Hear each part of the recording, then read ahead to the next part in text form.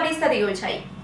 ભુજમાં સ્મૃતિવન ખાતે ખારેકમાં તકનીકી નવીનતા અને ટકાઉ વિકાસના વિષય પર આંતરરાષ્ટ્રીય પરિષદ યોજાઈ હતી।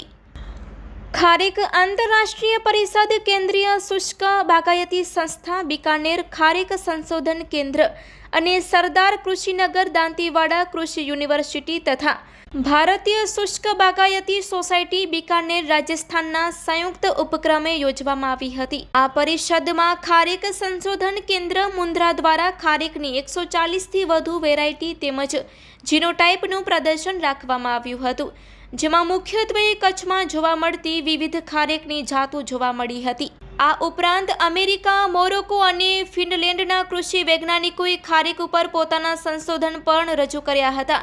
આ કાર્યક્રમમાં દાંતીવાડા કૃષિ યુનિવર્સિટીના કુલપતિ શ્રી ડોક્ટર આર.એમ. ચૌહાણે જણાવ્યું હતું કે ખજૂરની ખેતીમાં સરદાર કૃષિનગર દાંતીવાડા કૃષિ યુનિવર્સિટીના સંશોધન અને વિસ્તરણ તેમજ યુનિવર્સિટીના ખારેક સંશોધન કેન્દ્ર મુન્દ્રાના યોગદાનથી સમગ્ર ભારતમાં કચ્છની ખારેક પહોંચી છે।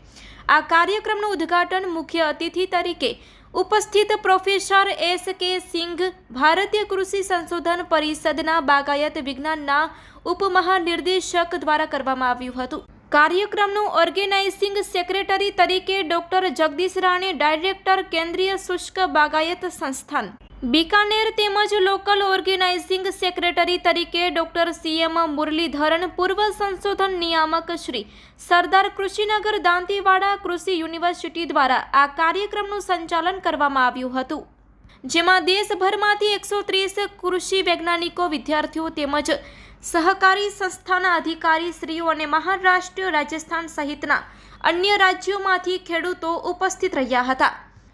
આ પરિષદ દ્વારા ખારેકના સંશોધન અને વિકાસને લગતા વિવિધ વિષયો પર 2 દિવસ ચર્ચા કરવામાં આવશે, તેમ વિભાગીય સંશોધન કેન્દ્ર સરદાર કૃષિનગર દાંતીવાડા કૃષિ યુનિવર્સિટી ભચાઉની યાદીમાં જણાવવામાં આવ્યું।